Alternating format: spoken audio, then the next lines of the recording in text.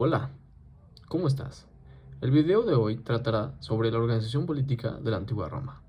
Así que ponte cómodo, encuentra un buen lugar y ponte a escuchar, que esto te va a gustar.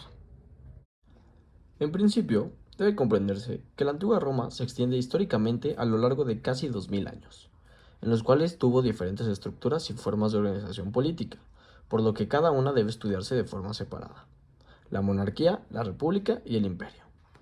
Sin embargo, y dada la continuidad que representó la ciudad de Roma a lo largo de toda su historia como una entidad política, existen instituciones invariables y funciones orgánicas que permanecieron y definieron parte de la realidad política de los romanos. A nivel general, la estructura política romana estaba compuesta por dos grandes pilares: las asambleas de consulta y las magistraturas, que fueron mutando su nombre durante los diferentes periodos históricos, aunque conservando el mismo rol social político. La monarquía romana comenzó desde su fundación en 753 a.C. por parte de Rómulo y Remo y se extendió hasta 510 a.C., en el momento que se constituye la república con la expulsión del rey Tarquinio el Soberbio. En esos momentos la organización política giraba en torno al rey, era de carácter vitalicio pero no hereditario, sino electo por el pueblo.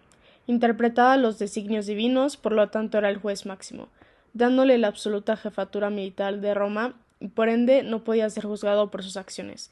Tenía el poder de seleccionar los tribunos, el prefecto y los patricios que actuaran de senadores. El Senado era un cuerpo deliberativo en el cual solo podían acceder los patricios, asambleas, donde se congregaban tanto plebeyos, patricios, sacerdotes y militares. El Senado y las asambleas poseían muy poco poder y autonomía, ya que, como antes mencionado, dependía del rey. Sin embargo, eran los responsables del proceso electivo del nuevo rey. El derecho en la antigua Roma era derecho sacramental. En tiempos de la monarquía, el derecho estaba aún vinculado a las concepciones mágico-religiosas del pueblo romano. Por lo sagrado y lo jurídico, formaban parte de un solo acercamiento con la realidad. Lo criminal era en sí mismo repudiable ante los dioses y los contratos exigibles ante ellos. De aquí que los únicos intérpretes del derecho fueron los sacerdotes. Ellos eran quienes organizaban la vida de las personas en todos sus aspectos. Los contratos tenían características sacramentales. Al demandarse esto, es al interponer una acción. La persona debía recitar una secuencia determinada e invariable, una serie de palabras precisas, sin las cuales no tenía efecto la acción. Estas eran llamadas las acto legis, y solo podía ejercerse el derecho en los días que fuese oportuno hacerlo, a lo que se llamaba días fasti, y quedaba prohibido en los días dedicados a deidades, llamados días nefasti. La república comienza con el fin de la monarquía en el año 510 a.C., hasta la imposición del título de emperador por César Augusto, el sobrino de Julio César, en el año 27 a.C. El centro del poder político romano se centra en el Senado, las magistraturas y los comicios. El Senado era el pilar fundamental de la república. Este legislaba y exigía responsabilidades a los cónsules. En principio, solo podían ser electos patricios, pero luego con la Lex Ovinia también pudieron hacerlo los plebeyos. El Senado poseía la facultad de validar las decisiones de las asambleas populares. Se sustituyó el rex por dos magistrados colegiados y temporales llamados cónsules, los cuales tenían a cargo la jefatura de gobierno. Y tras la expansión de la república, tuvieron que crearse también nuevas magistraturas pensadas para las provincias conquistadas y para la relación entre los ciudadanos romanos y el creciente número de personas extranjeras. Este fue el caso de los promagistraturas, como los procónsules, los propretores y los pretores peregrinos. Los comicios continuaron funcionando, pero ya no presididos por un rex, sino por el cónsul, quien ahora tenía mayores responsabilidades de responder ante ellos y que además era elegido por estos mismos comicios.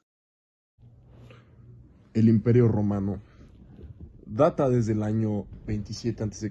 con la constitución del Imperio Romano en manos de Augusto hasta el año 476 después de Cristo, cuando tras la muerte de Teodicio el imperio se divide en Imperio Romano Oriental y Occidental. Disminuyó enormemente el poder del Senado y las asambleas y se instauró un nuevo título denominado Imperator, con capacidades aumentadas a las de un dictador, y estaba a su cargo el mantenimiento del orden público. El emperador era el líder supremo de las fuerzas militares, designaba a los gobernadores las provincias, poseía capacidades legislativas, decretos, ejecutivas y judiciales. Sin embargo, continuaron existiendo el Senado y las asambleas. El Senado se convirtió en un órgano de consulta y deliberación para el emperador, y las asambleas en sistemas menores de participación ciudadana. Durante el imperio se logró periodos de paz romana caracterizados por el aumento y esplendor económico, y se lograron extender enormemente los límites de Roma. Ahora bien, les explicaré lo que era ser un ciudadano romano. En la antigüedad, ser romano no significaba necesariamente haber nacido en Roma ni proceder de una estirpe itálica. La ciudadanía romana no era una cuestión de nacimiento, sino un estatus legal que garantizaba los máximos derechos, como habitante del mundo romano. Los habitantes de los territorios romanos se podrían distinguir en tres categorías: quienes tenían derechos civiles y políticos, quienes solo tenían derechos civiles y quienes carecían de ambos. En esta última categoría encontraríamos a los esclavos, mientras que en la primera estarían los ciudadanos romanos, los únicos que gozaban de derechos civiles y políticos, es decir, los que podían elegir y ser elegidos como representantes públicos. En el ámbito político, los dos derechos exclusivos de los ciudadanos romanos eran el del voto y el de postularse y ser electo para cargos públicos. Esto iba parejo con el derecho y deber de servir en el ejército.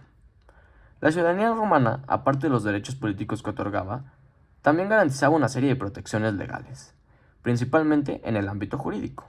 Los ciudadanos romanos tenían muchos más derechos de defensa que cualquier otro, incluyendo el de no ser torturado ni condenado a muerte, salvo en casos de traición.